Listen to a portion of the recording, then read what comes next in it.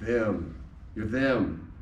Every bit of public transportation, every time you use a public anything, every time you listen to the news, who are they making that news for? Them. And if you're interested in it, who are you? That advertisement that just got you in and you want to buy those whatevers, it worked on them. You're the them it worked on, right?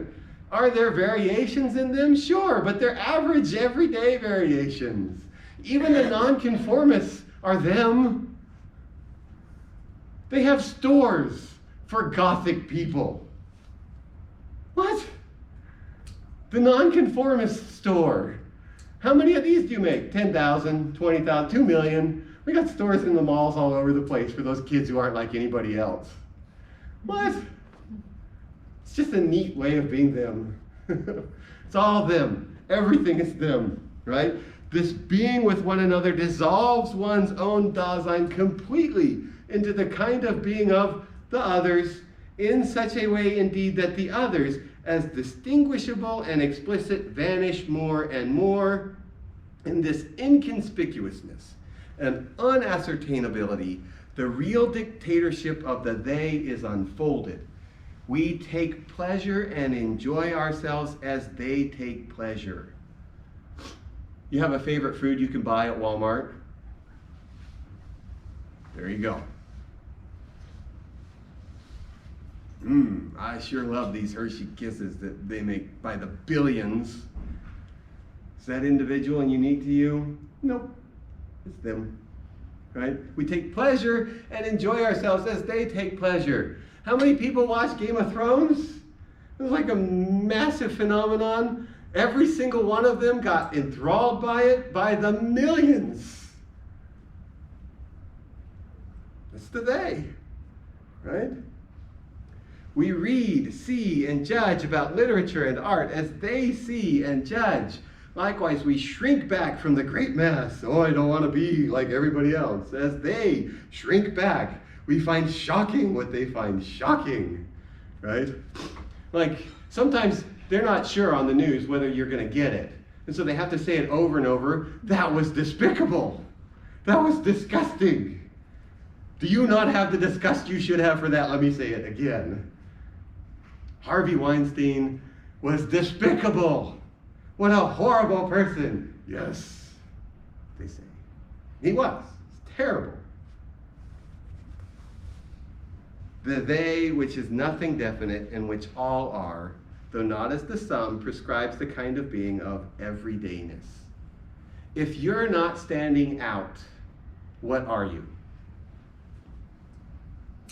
But if you are standing out, what are you? You're still them, you're just running away from them, trying to be the not them that all those thems are. You can never get away from it. Well, not likely.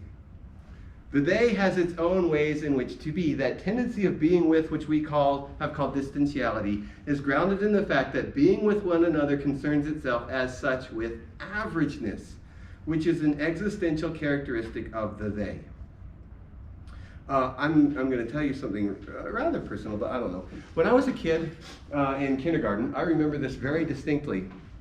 My kindergarten teacher singled me out and wanted me to move into different classes. She thought I was smarter than the other kids in the class. And I was terrified of that possibility. And so I committed to myself at kindergarten, 4 years old, I was 4, that I would appear to be average as much as I could. Because I did not want to be singled out. Be with those third graders. It scared me to death. I just wanted to be like everybody else. Right? That is the domination of the they. This tendency to being average. And it's in all of us, in every way. You want to be excellent in only those ways that they say are okay to be excellent in. And they channel that excellence, and then they stomp down any individual excellence that doesn't fit into the pattern of the day. The they, in its being, essentially makes an issue of this averageness.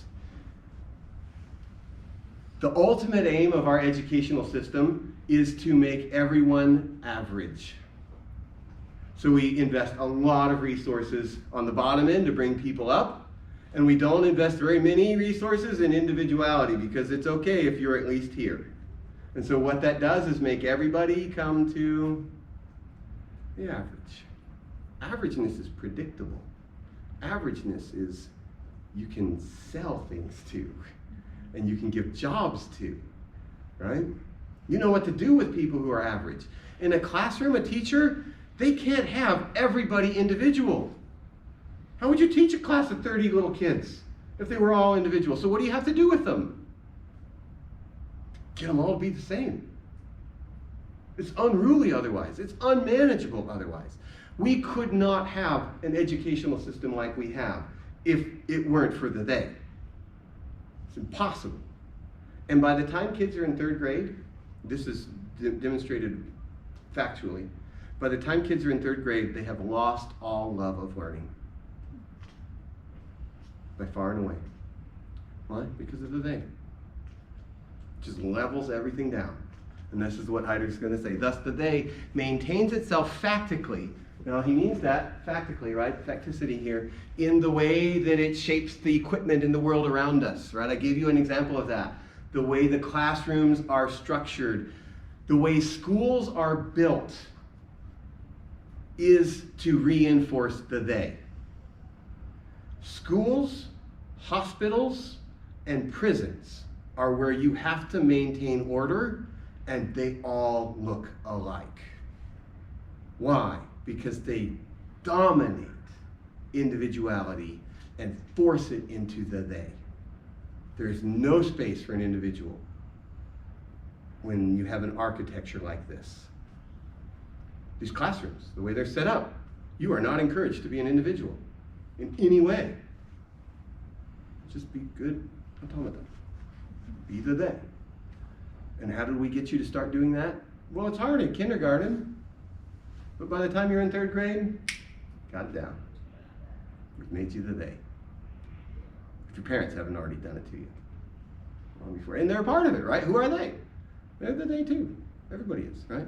Thus the they maintains itself factically in the averageness of that which belongs to it, of that which regards it, that which it regards as valid, and that which it does not. That is, that what it values and what it doesn't value, right? And of that to which it grants success, and to that to which it denies it, right? In this averageness with which it prescribes what can and may be ventured, it keeps watch over everything exceptional and thrusts itself to the fore. What is it looking for most of all? What's exceptional, and how can we drag it down to the average? Every kind of priority gets noiselessly suppressed. Oh, that's such a depressing statement. Priority here means singularity, something that would make you great or different, uniquely successful. Any kind of priority, that would make you number one. What are we going to do with that? Noiselessly suppress it. We're not going to confront you and be like, you can't succeed. What's the matter with you standing out like that? Instead, what do? We just make you want to be like everyone else. We just make it terribly painful to be conspicuous, except in those ways that the they likes. I'm tempted to say something about professional sports here to illustrate this. We don't mind people becoming successful in professional sports because there are clapping monkeys for entertainment.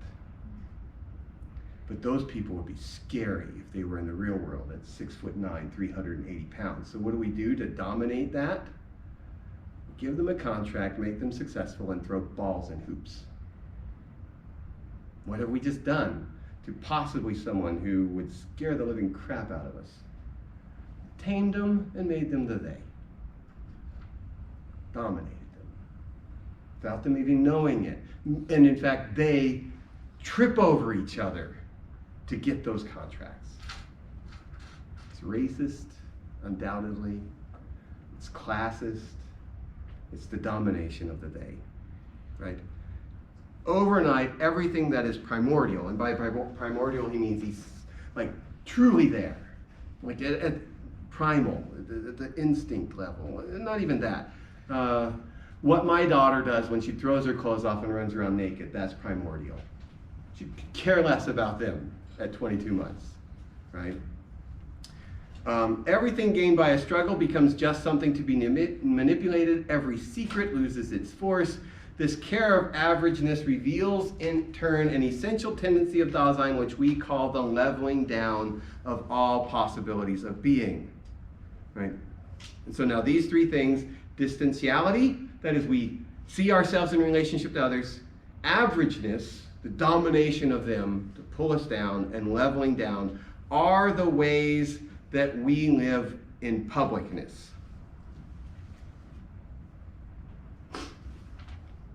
Our time is up. I'm going to read you just this last thing. I'm going to put this on a t-shirt because I think it's such a nice statement. Right at 128. Why do we let them do this? How do we get into this mess? Why are they so powerful, and why are we a part of them so much, right? Here's the answer. The particular Dasein in its everydayness is disburdened by the they. Not only that, by thus disburdening it of its being, the they accommodates Dasein if Dasein has any tendency to take things easily and make them easy. If you just do what they tell you to do, you will be successful in the ways they tell you you will be successful, and you can rest easy at night because you don't have to make up your life yourself. It's disburdening. Let's just do it their way. I'll jump through their hoops. And then I don't have to be responsible for myself. Right? Dasein has a tendency to take things easily. All right. Spring break.